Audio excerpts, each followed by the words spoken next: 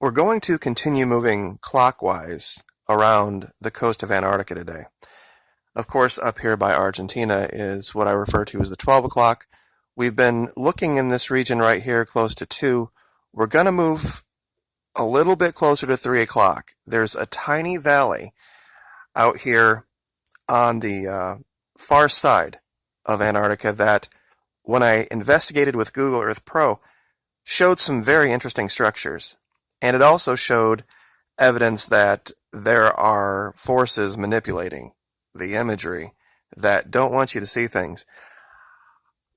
But they can't hide everything. When you use time, when you use historical layers, when you use perspective, it's almost impossible for them to hide things in every single year at every single layer.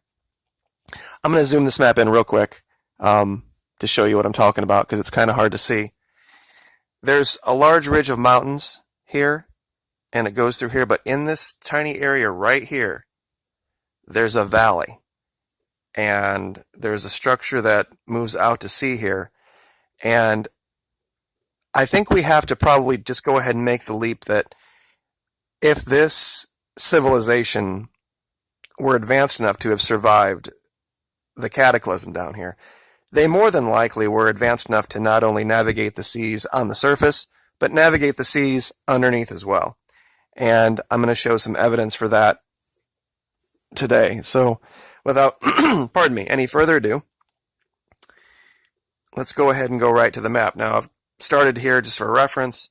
Once again, it's 12 o'clock, 1 o'clock, 2 o'clock, closer to 3 o'clock, not quite there, but I found another cable section. This one is one of the rare ones that runs 0 to 180. Most of them run 90 to 270 around Antarctica. This one is, I found more than a couple, but I think it's about 3 or 4 to 1. For every one of these I find 3 or 4 going perpendicular to this. And it's near, right at the edge of this mountain complex, what looks like a very large tunnel structure. And let's zoom in real quick. I've started to label these start and end points just with dates instead of numbers, because it just got to be too hard to track down where I left off. And I'll probably have to go back and relabel a lot of that stuff just to reference with the videos. The blue line, of course, is my reference line. But as we zoom in very closely here, we can see it. And what the dead giveaway on this is that these all run exactly. I mean, not off even a little bit. 0 to 360, 0 to, 180, or 90 to 270. So we will tilt the camera up, and as they trace this, sure enough, it crosses one of these surface events, and it's hard to describe how unnatural this is until you look at it for yourself. This cross-hatching that shows that there's something underneath in a grid pattern of some type that is melting snow in certain places and not melting it in others, and it's created this blocking effect on the surface. You know, they say these ice sheets are miles thick. Snow is a great canvas. It shows any imperfection. I mean, you can look at a grassy field and not see the imperfections, but in the wintertime, when the snow covers it, you can see every little rise and fall and hill and valley, just because of the nature of the way snow works. And it's kind of a strange thing to read an article that says that very little snow falls down here, that there's a lot of snow present, but very little new snow.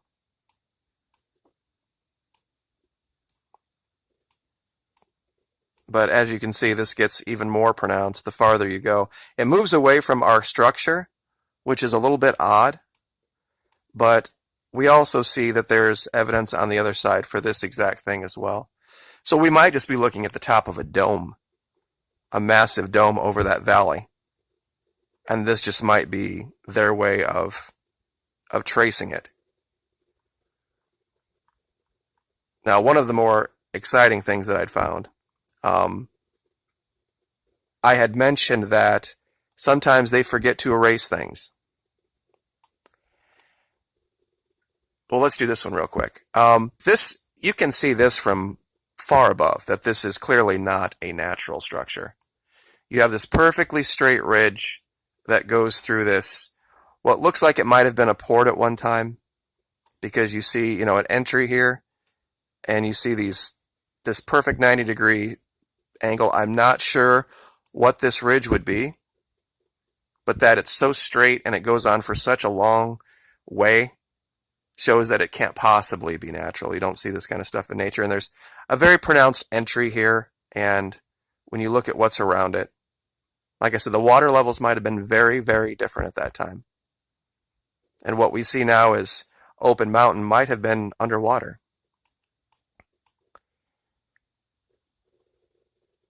Now over here, something very strange happens. I had marked just some paths and roads and trails where you would expect to find them. But I've shown before these shadows that reveal things that aren't there. This is the exact opposite. Now, if you look closely at this ridge, there is a very pronounced sharp peak right here. But there's absolutely no shadow of a sharp peak here. It looks like somebody has gone to great pains to erase it out right here. Let me show you this again. There should be somewhere in that shadow some evidence of a very sharp, pronounced peak, and we do not see it at all in this mountain. Very, very strange.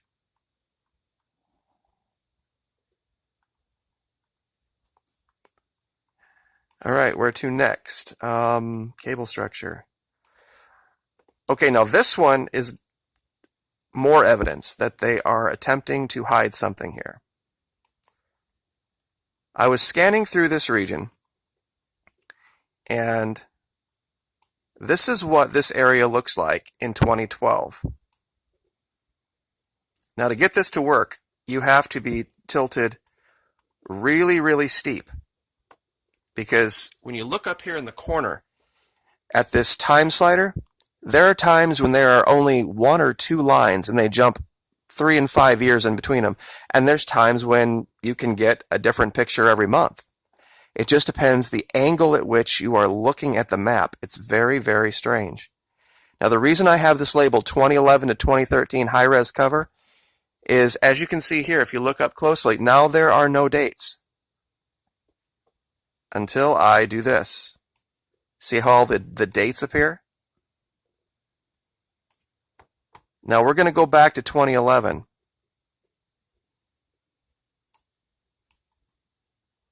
Actually, this is far enough, actually. February of 2012. Okay, well that's 99. Okay, so this is 99. This is very, very hard to do, to reproduce twice. All right, 2013. Okay, here's 2011. Now what we can see is that these two areas here both show this bright red, what look like ruby areas. Now, when I go forward to January of 2012, this whole region uncovers in high res. And this tiny slot all the way up to this mountain, but not the mountain itself, shows up in high res. Now, let's go forward. This is January 31, 2012. Now, this is March 4th of that same year, and it's all gone.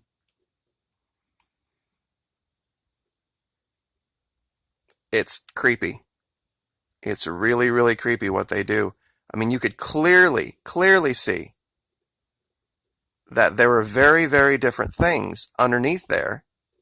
You see some hints of green and red, even some slight yellow. And then, as you can see when I change the angle, looking straight down, which is what I think they're assuming everybody's going to do, is just look straight down. And they're not going to get the complete image. This happens again on this mountaintop, and I found this one by accident. I wanted to show this mountaintop because it had that cobblestone kind of scaling, and I came back to it not realizing that I was in a wrong year. And I'm like, what in the world is going on? Why does this look totally different than it did before? Well, watch this.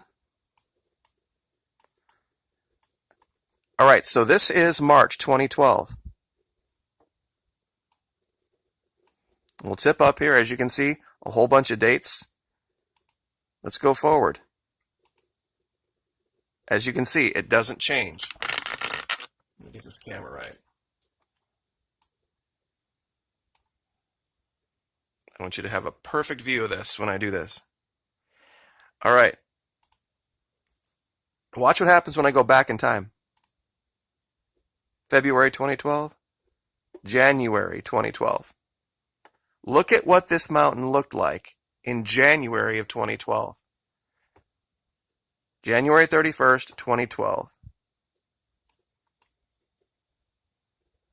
All right. Now look what it looks like 1 month later. Don't tell me that's the same mountain. Don't tell me they haven't completely changed this.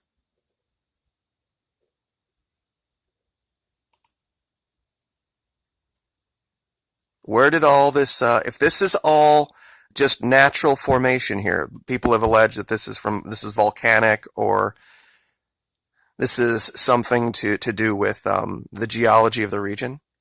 Why would they go to such pains from January of 2012 to February of 2012 to make the change? I mean, that doesn't even look like the same material.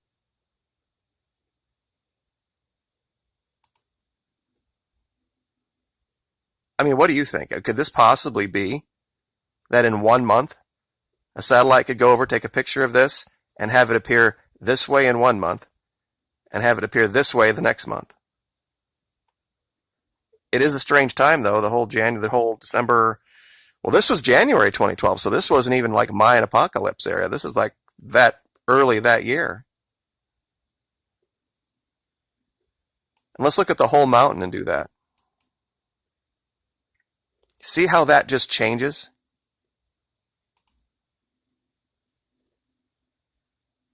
Everything about it.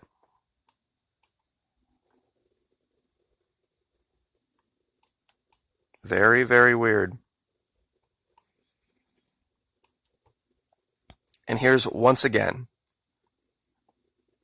Let's see if I can get this zoomed around to the right perspective. There are clearly two structures on top of this mountain that they have scrubbed. There's one here, and there's one here with a 90-degree angle, and there's nothing on this ridge that remotely is even like that. And when you look at this structure, you see how it's kind of domed, and then it has like 2 points to it?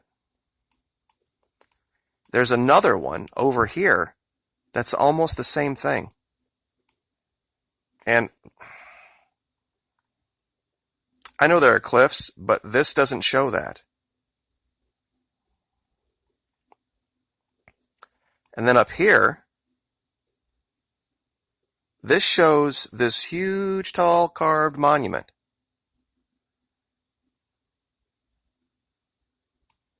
Where? Where would where is that monument at?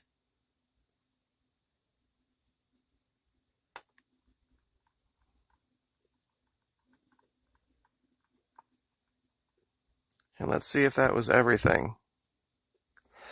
Oh, also, sometimes, honestly, I think that, they're advanced, but compared to our ancestors, we're advanced as well, but we still make mistakes, and things go wrong. And what I think I might have found here is evidence of that. It looks like this was the beginning of a pyramid, or it maybe had been a finished one, and something happened. There was some type of an explosion. They didn't finish it, or it collapsed, because there's a smaller one here. And we see this in Egypt as well, and in South America, that there are larger pyramids and then smaller pyramids around them.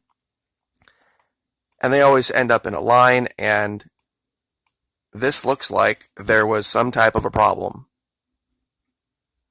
It looks like the South Americans, or at least, pardon me, the folks from Antarctica, were more into the three-sided pyramids than they were the four. I mean, I found both, but I found a lot more three-sided. And here again, we have these mismatched shadows.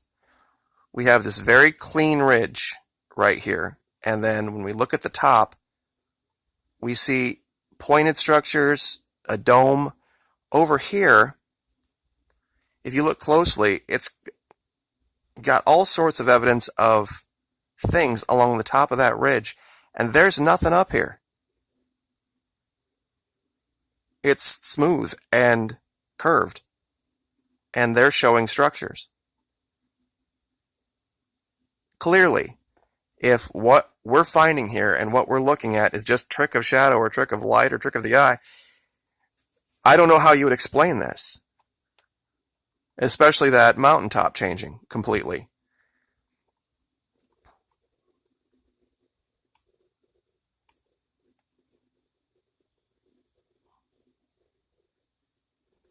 Once again, same thing here. There's absolutely no evidence to show this ridge casting this shadow. Same thing here.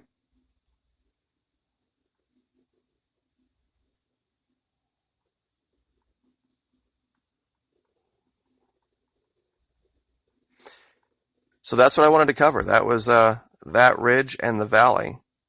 And oh wait, there was some stuff out in the water too. Hold on.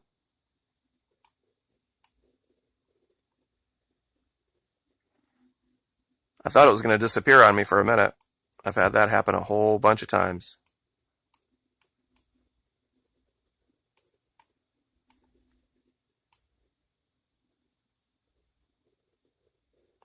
Just got to get the camera right. That's the hardest part of this investigation.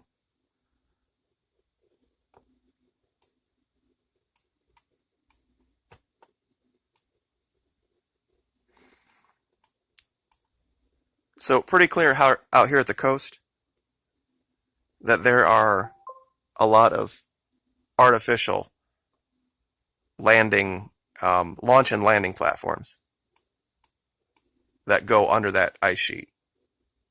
Here, and they're like evenly spaced, like they were planned. And you find this stuff all along the coast. But this is not natural. These are not natural formations on the coast. They're too well defined. These are ports. Some of them might have been ports on land, but some of them actually might be launch landing for subglacial. And we've seen their craft be able to do this. So we will leave that there. Like, share, subscribe. Thank you guys so much for the support in this investigation. I really appreciate it. Download this map. It's easy to take the original map and go to this place called it's called let'senhance.io.boost, and you can enhance it and bring out the resolution, and it really helps a ton. So we will leave it there. Like, share, subscribe. Thanks so much. We will see you next time.